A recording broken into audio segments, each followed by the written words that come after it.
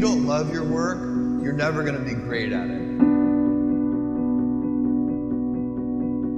If you can get your work life to be where you enjoy half of it, that is amazing, because very few people ever achieve that. Because the truth is, everything comes with overhead. That's reality. Everything comes with pieces that you don't like. Every job comes with pieces you don't like. And we need to say, that's part of it. You have to figure out how to set up your life in such a way that you can minimize the things. And I find people don't dislike hard work. What people dislike is being out of control.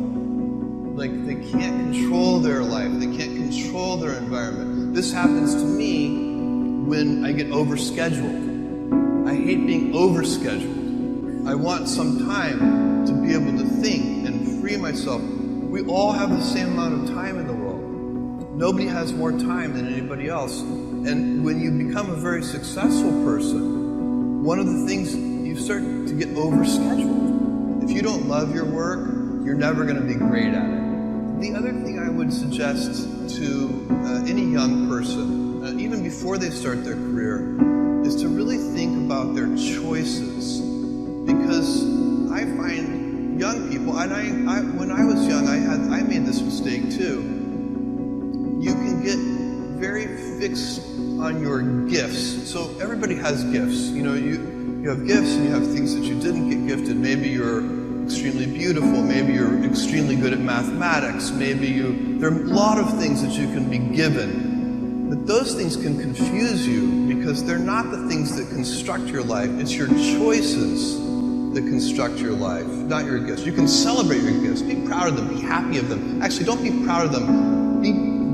Be celebratory of them. But you can't be proud because they're gifts. They were given to you. You didn't earn them. You can only be proud of the things you earn. And so, as I got older, I started to realize I wasn't proud of my gifts. I was always good at school. School was always easy for me. And I was always proud that I was a great student. I got A's in all my classes. I was good at math, all of that. And I thought that's who I was. But it's not true. Those are the things that are gifts. What was hard for me is deciding to work hard, deciding to use my gifts in certain ways, to challenge myself, to do things that I didn't think I could do, to put myself in uncomfortable situations. You can choose a life of ease and comfort, or you can choose a life of service and adventure. Which one of those, when you're 90 years old, are you going to be more proud of? Tomorrow, in a very real sense, your life, the life you author from scratch on your own, begins. How will you use your gifts? What choices will you make? Will inertia be your guide, or will you follow your passions? Will you follow dogma, or will you be original?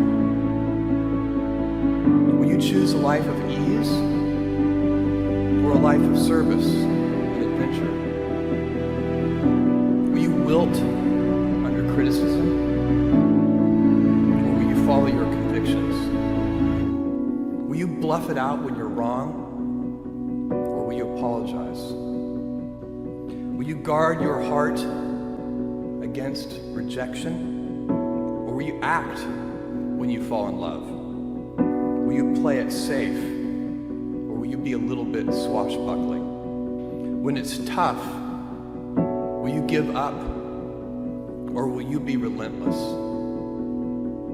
Will you be a cynic, or will you be a builder? Will you be clever at the expense of others, or will you be kind? When you are 80 years old, and in a quiet moment of reflection, narrating for only yourself the most personal version of your life story, the telling that will be most compact and meaningful will be the series of choices you have made. In the end, we are our choices. Build yourself a great story. Thank you and good luck.